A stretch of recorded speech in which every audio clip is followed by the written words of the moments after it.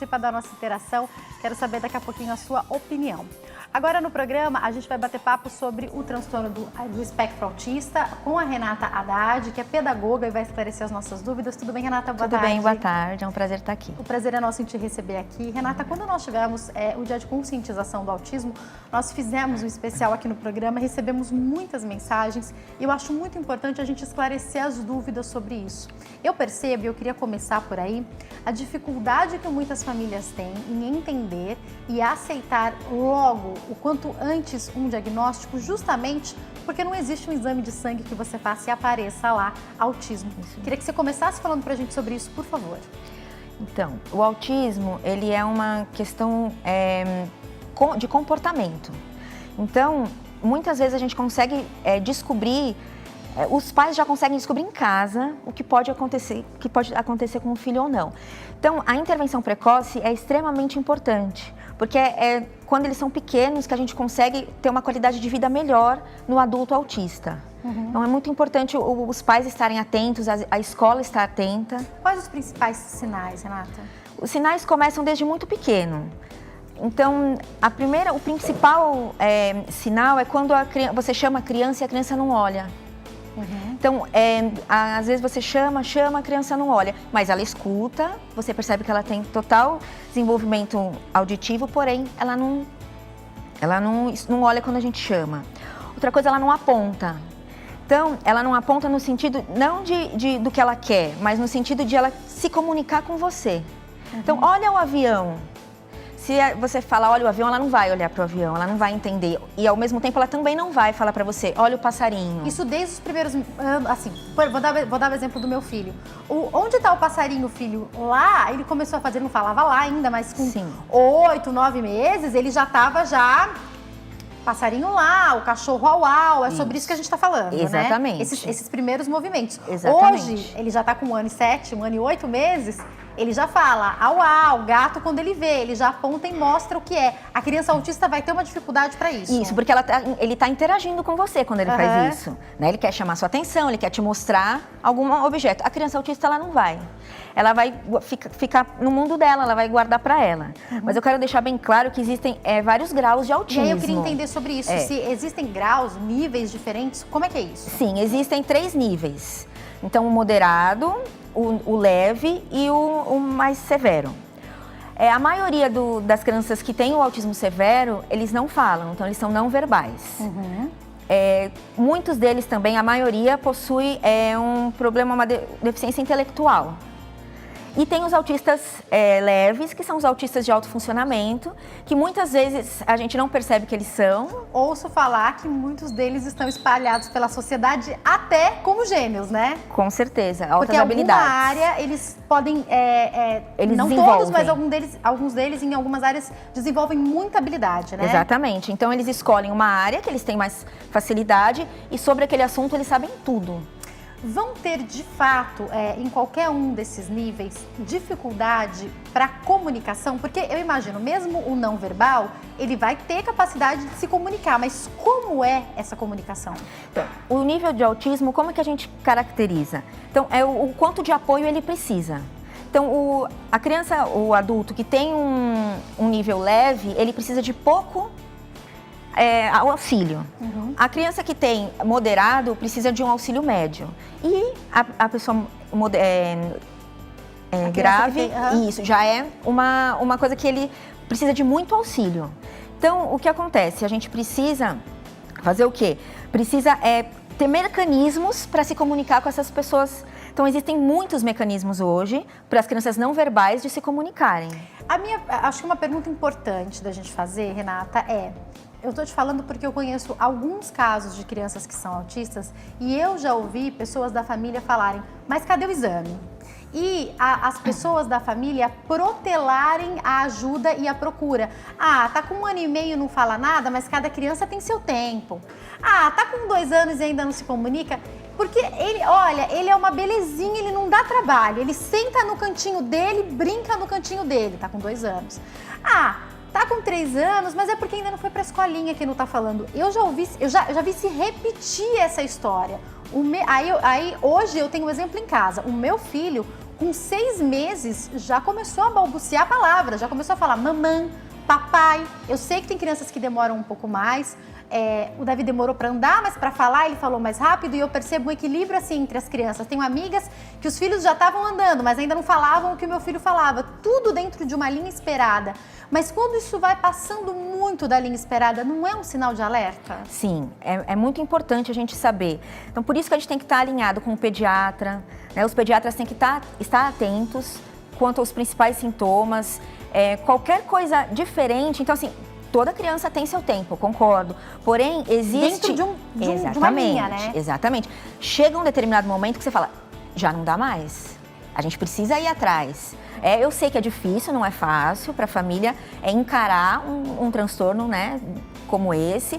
Porém, é muito importante para a criança. Então, a qualidade de vida da criança melhora muito com as intervenções necessárias feitas. E eu acho que a gente tem que perder um pouco, a gente tem que perder muito esse medo que a gente tem, Renata. Outro dia eu conversava com uma pessoa, né? Tudo bem se a criança for autista, isso não é um problema. O problema, e porque às vezes eu sou chata e vejo outras amigas que também são informadas sendo chatas com as famílias, chatas, sim, porque a gente só quer que descubra logo para melhorar para a criança e para a família. Exatamente. Não tem problema nenhum a criança ser autista. Essa não é a questão. A questão é, vamos diagnosticar para poder ajudar essa criança e essa família. Porque é um sofrimento sem diagnóstico, é exatamente, né? Isso. Então, é nisso que é a qualidade de vida. É isso, né, que você tá falando, exatamente. Né? Então, a gente vai investir na qualidade de vida dessa criança e dessa família. Então, você sabendo o que você trata melhor, você cuida melhor, né? Você entende melhor. E, assim, o autismo hoje em dia tem em muitos lugares, né? Hoje tem um nascimento para um autista para 59 nascimentos. Uhum. Então, é uma coisa que está crescendo muito. A gente não sabe... Aí eu queria te fazer uma pergunta. A gente sabe hoje que tem a parcela genética, mas... pode ter uma parcela comportamental? Outro dia eu vi o seguinte, tá vendo? A mãe falava pouco com a criança se tornou autista. Isso não existe, né? Não. Isso é uma fake news que colocaram, que até colocam o nome de mãe geladeira, né? É verdade. Então, aquela criança que a mãe nunca interagiu muito com a criança, nunca deu muito afeto. Mas peso para uma mãe ouvir uma bobagem dessa. Isso não existe, né? O que acontece tem um peso genético, sim, tem um peso biológico e um fator ambiental. Então, tudo isso junto causa o autismo. Aí, falando sobre esse fator ambiental, uma pergunta importante uma criança, eu tô falando das crianças, depois a gente pode até falar dos adultos. Sim.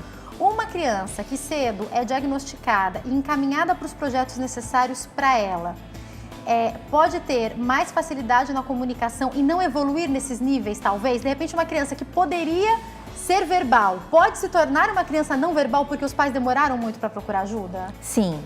Pode. E o contrário também é verdadeiro. Uhum. Então, a criança é não verbal e, de repente, exatamente, fez uma série de intervenções precoces e acontece o quê? Ela cai de nível. Então, do nível severo, ela pode ir para o nível moderado. Ou do nível moderado, ela pode ir para o nível leve. Então, por isso que a gente sempre fala da intervenção precoce, que é essencial para a criança autista. Queria entender sobre a série de intervenções. Eu tenho uma criança que eu acompanhei, que eu fiquei muito preocupada, porque passou dos 2, passou dos 3, não conseguia falar direito. Só que o que eu percebia, que ele conseguia interagir, mas como ele era mais novo até então, a gente fazia tudo que ele queria.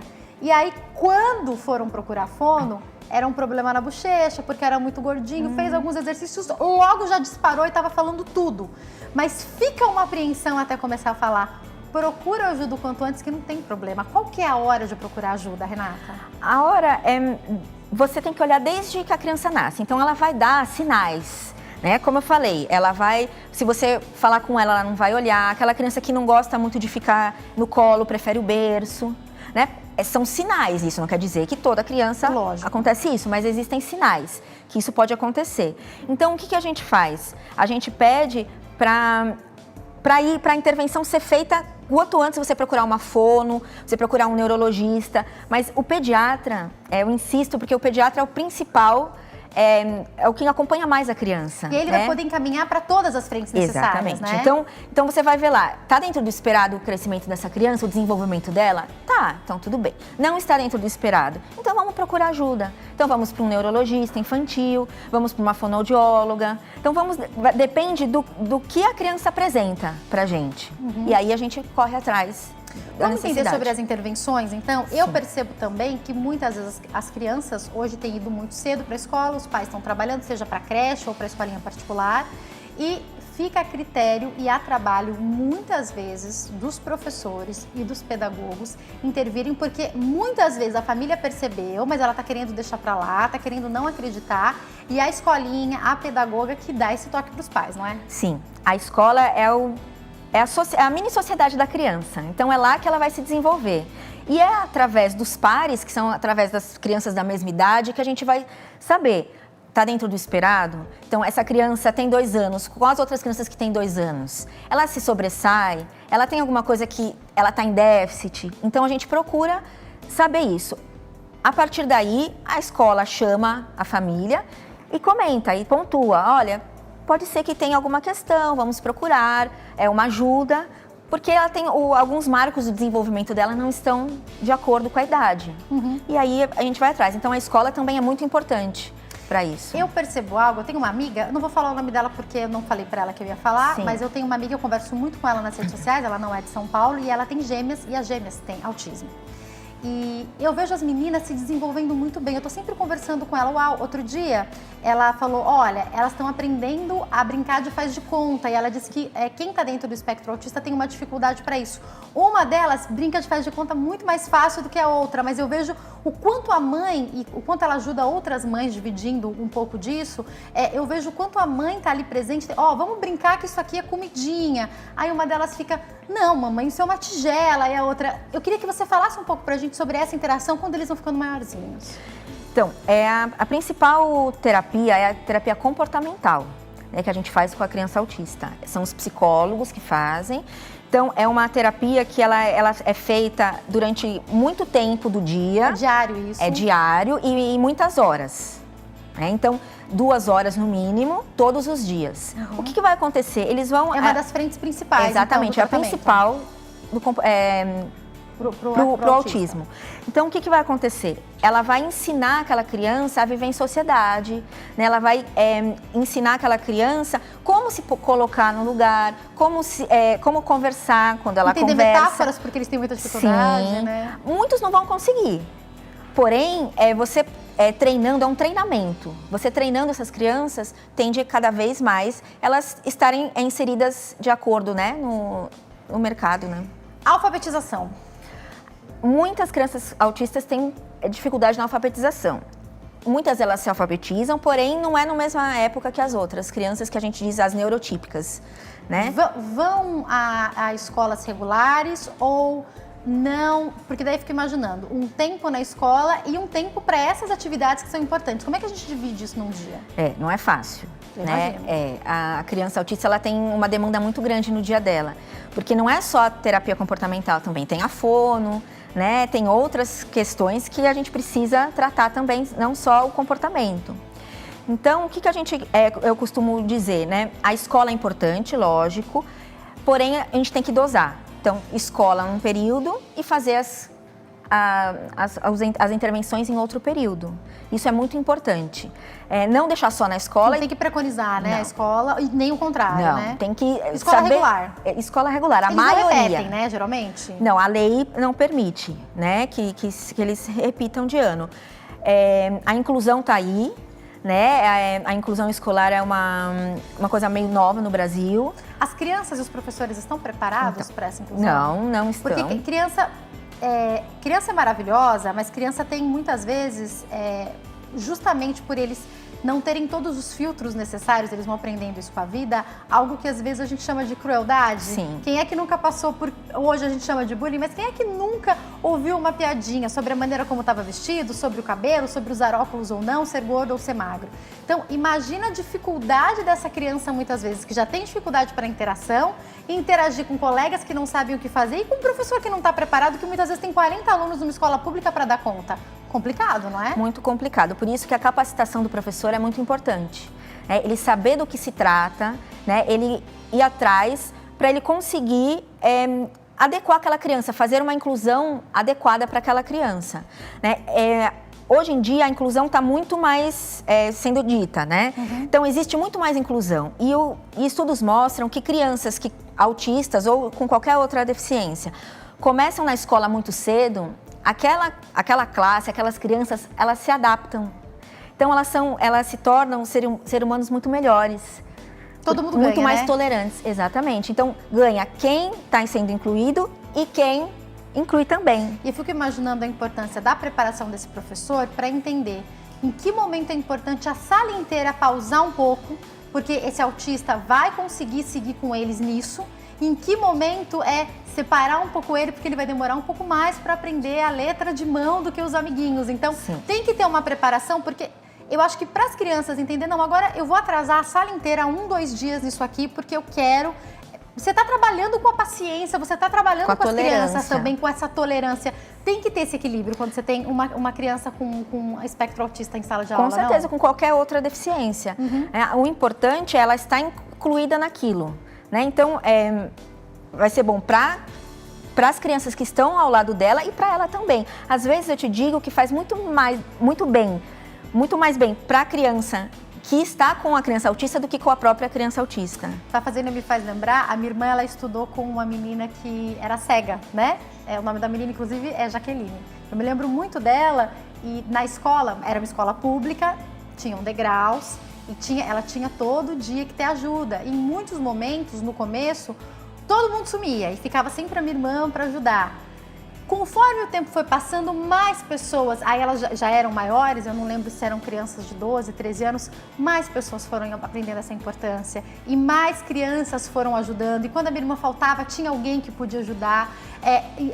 Daqui a pouco tinha já pequena, mas já tinha uma rede de apoio, né? É isso. Então, eu acho que é essa a importância, é a troca que é feita, isso, né? E a gente começa desde pequeno, e é na escola. Então, o professor faz o quê? A intermediação disso. Então, ele coloca a outra criança, vamos ajudar, olha, né? Ele é cega, no caso, essa criança é cega, ou a criança está dentro do espectro. Então, olha, fulano de tal não consegue interagir, vamos chamá-lo, né? Ou vamos entender que agora ele não quer conversar, que agora ele quer ficar sozinho. Então, a gente faz uma sociedade muito melhor. Então, o futuro, eu acho que com a inclusão é muito melhor, de uma sociedade muito mais inclusiva. Para quem não tem filhos autistas, mas tem na sociedade ou muito perto ou em algum momento vai cruzar com uma criança que está dentro do espectro, você já falou que a quantidade é grande de pessoas que estão dentro dele, como a gente deve lidar? Aquela pergunta, aquele momento em que você fala, por exemplo, né? Muitas vezes o meu filho brinca, eu falo, e o telefone tá tocando, ele faz, alô, com a mão. Sim. O autista, no começo, principalmente se ele não é treinado, ele tem dificuldade para fazer isso. Então, vamos imaginar que você tá numa brincadeira e fala, nossa, que comidinha gostosa, e a criança responde, isso não é comidinha, isso é um prato só. A gente deve entrar na onda, tentar brincar, como que a gente tenta ganhar essa criança no nosso dia a dia? A gente tem que conversar com ela, então, no universo dela. Então, você explica. Cada criança vai te dar um recurso, né? Cada criança vai te falar uma coisa, como em qualquer criança. Qualquer criança. Né? Não necessariamente autista. Então, você vai explicar. A criança autista, ela gosta que você explique tudo para ela. Então, ela não gosta de coisas surpresas. Então, você vai explicar, não, mas olha, vamos fazer de conta que aqui tem... dentro desse prato tem uma comidinha, vamos brincar. Então, assim, num dia ela não vai fazer, no outro dia ela não vai fazer, mas você falando todos os dias e ela vendo você brincar, porque a criança autista, ela gosta muito de ver, o visual é muito importante. Então, ela vendo você brincar, ou você brincar com outra criança, isso vai fazer com que ela comece a também brincar, achar que aquilo seja normal. E interessante ela conviver também com as outras crianças da família que não estejam no espectro, né? Sim, com certeza. A inclusão é importantíssima para a criança autista. Queria entender também um pouco desse dia a dia. Eu fico imaginando como é a vida dos pais que precisam... Eu estou imaginando a vida da sociedade toda, em que hoje em dia homem e mulher trabalham, porque precisam um complementar a renda com o outro para manter a casa. Quando a gente fez o especial, tanto na síndrome de Down quanto no autismo, as famílias que estavam aqui contaram, a gente trouxe famílias com pai, mãe e os filhos, mas as pedagogas me explicaram que a maioria dos pais não aguenta e a carga fica toda para a mãe. E a gente pode falar de qualquer deficiência, de doenças específicas, geralmente isso ainda se repete. O homem não dá conta e a mãe fica com as contas da casa e com o filho para levar para todas essas atividades. Queria que você trouxesse uma orientação para essas famílias, Renata. Então, isso que se repete, não é? Muitas vezes? Sim, a maioria, não a maioria, mas muitas famílias os pais abandonam os filhos deficientes porque não aguentam, porque não estão afim também, né? É muito trabalho, então a gente tem que fazer o quê? A gente tem que manter a calma, né? E olhar o que é melhor para a criança naquele momento. Então vai ter momentos que a gente vai priorizar a psicóloga. Tudo tem mãe que não vai conseguir fazer. Então vamos priorizar. O que é mais importante hoje para essa criança? É o comportamento dele que tá me causando transtorno. Então, vamos atrás. Nisso. Vamos focar nisso. Não, ele não fala. Então, é uma coisa que a gente precisa... Então, vamos para fono. Né? O mundo ideal é maravilhoso, porém, ele não existe. Né? Então, a gente tem que se adaptar às coisas que acontecem. A gente consegue, hoje em dia, tudo gratuito? Ou ainda é muito difícil? É muito difícil. Até existe, só que não estão preparados os profissionais. Então, como eu te falei, a terapia comportamental, eles têm. Porém, é uma terapia em grupo, muitas vezes. Não é aquilo que é específico para cada criança. Exatamente. Né? Não é específico para o autista. Entendeu? O autista, ele precisa de uma coisa individual. E não é isso que acontece, muitas vezes. Aí a gente está falando uma coisa que eu acho importante, né? A gente está falando, não é só da criança com autismo, a gente está falando da criança com autismo indivíduo, porque qualquer criança que você pegar, ela vai ter algo particular. E dentro do autismo não é diferente, né? Não, o autismo, como qualquer outra pessoa, eles são seres humanos individuais, que têm as suas questões, como eu, como você, como qualquer outra pessoa tem. Tem as coisas, as habilidades e tem os déficits. Ninguém é bom em tudo. Por isso que cada um, a gente tem que trabalhar o indivíduo de uma forma de capacitar as habilidades dele e melhorar os déficits, né? Chegou uma pergunta pra gente da Rose pelo Instagram. Obrigada pela sua participação, Rose. Ela disse que está assistindo e gostaria de saber se crianças que gostam de coisas bem pequenininhas podem estar trazendo um sinal de autismo. Queria que você explicasse para nós. Lógico, é um fator dentro de tantos. Mas tem algo assim? Não, pode existir, porém, foi o que você falou, não é... Então, só porque ele gosta de uma coisa, de muitas miniaturas, é porque ele vai ser autista. Existe um monte de coisas que a gente vai falar, não, ó, isso tem que estar dentro. É multifatores, né? Isso. Porque aí o meu filho, ele tem uma particularidade. A minha irmã era assim quando era pequena. Ele não pode ver porta aberta. Ele gosta de fechar todas as portas. Eu brinco com ele e falo, eu vou ter que trabalhar pra você não virar um toque. Mas é uma coisa dele desde pequenininho. Ele vê uma porta aberta, ele fala fechar. Agora ele já fala fechar, mas foi uma das primeiras palavras que ele aprendeu a falar. Então, ele vê uma porta aberta, ele quer que eu feche. Ele vê a porta do armário aberta antes de dormir, ele precisa que feche.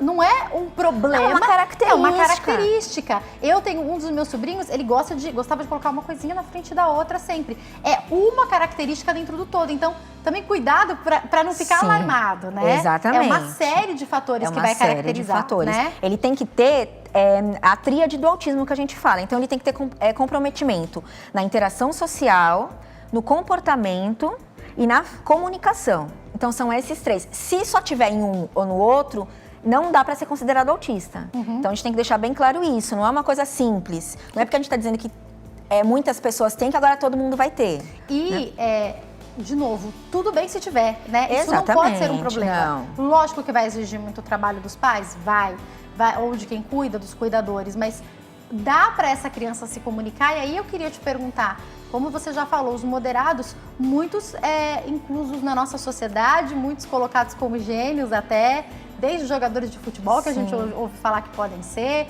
até pessoas que fizeram descobertas. Eu queria entender, os que são severos, né? Estão lá no grau mais intenso dentro do espectro autista. Podem também se formar, ter uma profissão? Isso vai ser mais difícil para alguns? É mais difícil, né?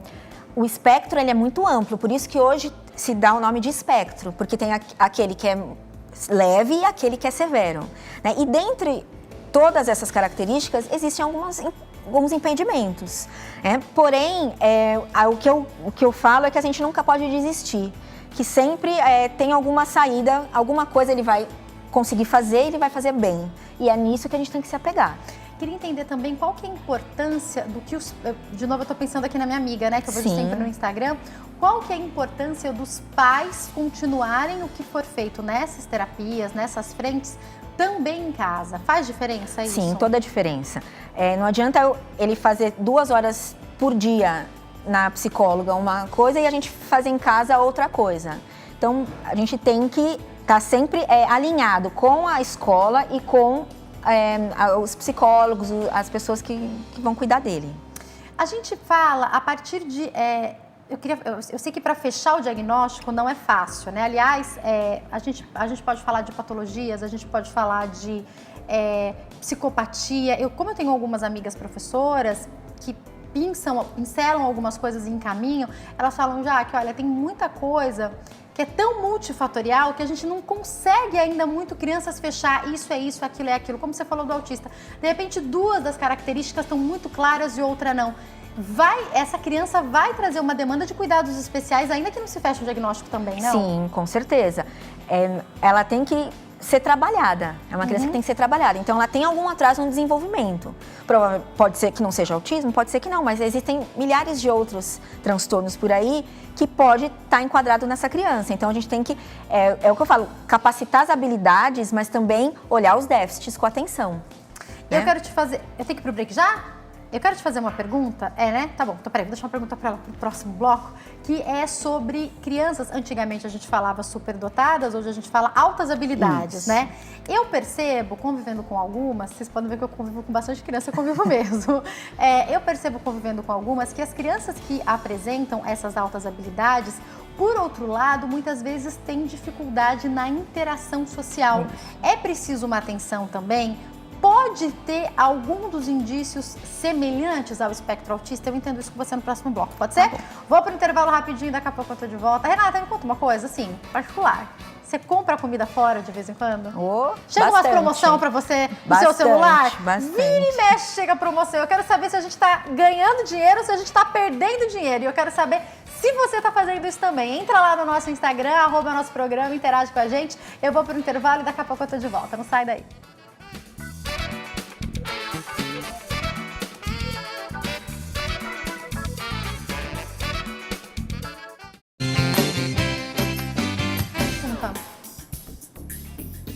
Nosso programa está de volta, conversando nesse bloco com a Renata Haddad, que é pedagoga e fala conosco sobre o transtorno do espectro autista.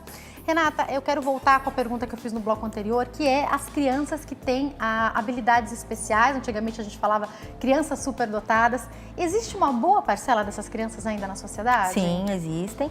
E muitas delas são autistas também. Eu queria entender, porque eu percebo uma dificuldade muitas vezes delas na interação e no convívio social, né? Sim.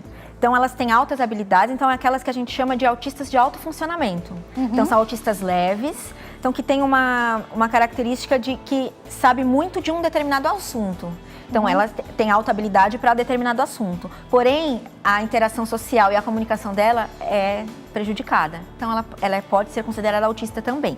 Não são todos, mas alguns sim, podem ser considerados. Qual que é a importância de fazer esses testes e descobrir se a criança... Eu vou usar palavras superdotadas, porque é o que é mais comum, né? Cedo. Eu te pergunto isso porque eu já ouvi falar de pais que tiveram medo. Pediram pro meu filho fazer esse teste, mas eu não quero fazer isso não, porque eu não quero saber. É importante? Independente de ter relação com o autismo ou não? É importante. Porém, esses testes são feitos a partir dos 7 anos. A partir dos 7 anos é a melhor época para se fazer.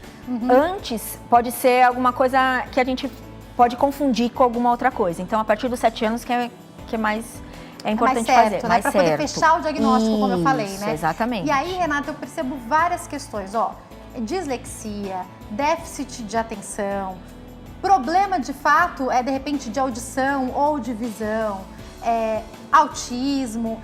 Eu vejo que várias patologias, várias deficiências e alguns transtornos acabam se confundindo muito no nosso senso comum. Eu percebo que muitas vezes os profissionais têm uma junta de frentes diferentes para poder fechar um diagnóstico. Então, a gente tem que tomar muito cuidado com o nosso achismo também, né? Sim, por isso que a gente sempre tem que procurar um especialista. Então, o neurologista é a principal pessoa profissional que a gente tem que ir atrás quando a gente desconfia de alguma coisa. A gente pode achar um monte de coisas, né? Mas é ele que vai direcionar para onde a gente tem que ir. Chegaram, inclusive, 2 perguntas pra gente aqui, da Carla, fez a pergunta pela nossa rede social, pelo Instagram. Obrigada pela sua pergunta, Carla. Ela quer saber qual é a probabilidade de um pai que tem um filho dentro do espectro autista, ter outros filhos assim. E ela também quer saber qual é o primeiro profissional a procurar. O pediatra, ele provavelmente encaminhará para o neurologista, né? O neuropediatra é o profissional que vai fechar o diagnóstico junto com outros profissionais. É uma equipe multiprofissional. Então, não é só o neuropediatra, porém, é a partir dele que a gente vai ir para os outros lugares, para os outros profissionais. O que também acontece muitas vezes se foi a pedagoga que percebeu primeiro, ela vai encaminhar. Exatamente. E assim por diante, exatamente, né? Geralmente o profissional que percebe primeiro, se não for o médico, vai encaminhar para o médico, exatamente. Né? Se não é o médico que vai, é a professora que vai desconfiar. Isso, né? Exatamente. E aí, eu falei até da minha amiga que tem as gêmeas, me causa também curiosidade a pergunta da nossa telespectadora. Tem probabilidade, pensando até na questão genética, de ter mais do que um filho com autismo? Sim, a probabilidade é alta. Não necessariamente vão ser todos. Porém, a ciência mostra que a probabilidade de você ter outro filho autista é grande. Como você ser autista e você ter um filho autista. Também é grande a probabilidade. Por isso, é o fator genético, o fator biológico. Diferente de quando a gente fala do Down, que a gente sabe exatamente o que acontece no cromossomo, a gente já tem uma explicação do que acontece de maneira genética para que isso aconteça. Quando a gente fala sobre espectro autista, a gente não tem exatamente qual é essa origem, só se sabe que tem um fator principal genético, né? Exatamente. Existem muitos estudos, porém a gente ainda não fechou né? Qual é o motivo, porque existem milhares de motivos. É isso que a gente consegue, quanto mais a gente estuda, mais a gente percebe isso. Então são milhares de conexões que a gente tem no cérebro que podem causar o autismo. E qual seria? Não sabemos. E eu acho que tirar esse peso das mães, você falou da mãe geladeira, né? Tirar esse peso das famílias e das mães, porque existem mães que são mais e mães que são menos emotivas. Sim. Por mais que tenha o fator ambiental, você vai poder me explicar melhor, Renata, eu acredito que esse fator ambiental, ele vai ser fundamental dentro dos níveis, mas não fundamental para que uma criança tenha ou não autismo, não é? Uma coisa não tem nada a ver com a outra. Ela tem que ter uma predisposição já genética para ela ter o autismo, senão ela não vai ter. Não é porque você não dá carinho pro seu filho que ele vai ser autista. Isso não tem nada a ver. Bom, pra gente finalizar, a pergunta tratando, cuidando o quanto antes, utilizando toda a gama de profissionais possíveis, essa criança diagnosticada, hoje a gente não teve tempo de falar muito do adulto, ela vai ter boas possibilidades de estudar, se formar, se casar e viver uma vida normal? Sim. Com certeza. Lógico que existem as exceções, como né? em todo lugar. Porém, se a intervenção for muito bem feita, ela vai ter uma qualidade de vida muito boa. Ela vai casar, vai ter filhos, se ela quiser, né? Como qualquer outra pessoa. Família. Exatamente, como qualquer outra pessoa. Ela vai estudar ou não, se ela quiser. Mas ela vai ter essas condições. De escolha, exatamente, né? Ela vai ter a condição de. Muitas pessoas que não têm autismo não estudaram, não se casaram, não quiseram ter filhos, exatamente. Isso não é necessariamente um problema. Não né? é isso que eu quero dizer. Não é porque você é autista que você vai ter isso. Podem em algum momento não ser, mas dependente dos pais, né? Com certeza. Os autistas de alto funcionamento, muitos deles, até os moderados também, se bem trabalhados, eles conseguem ter uma vida independente. Então a importância de procurar ajuda o quanto antes, ali nos primeiros meses de vida. A gente está falando com o Brasil inteiro, Renata, eu já vou deixar os seus contatos, mas a gente sabe que fala com locais onde mulheres mal fazem o pré-natal, mal têm acesso ao pediatra, as crianças. Então, fique atento e procure ajuda se você perceber qualquer coisa diferente, muito diferente da época em que outras crianças fazem, exatamente, né? Exatamente. Quem quiser entrar em contato, vou deixar então o site www.pluralitaassessoria.com.br, tem o Face, Pluralitá Assessoria em Educação Inclusiva e o Insta, @Pluralitá Assessoria. Mais uma vez, obrigada. Obrigada. Viu?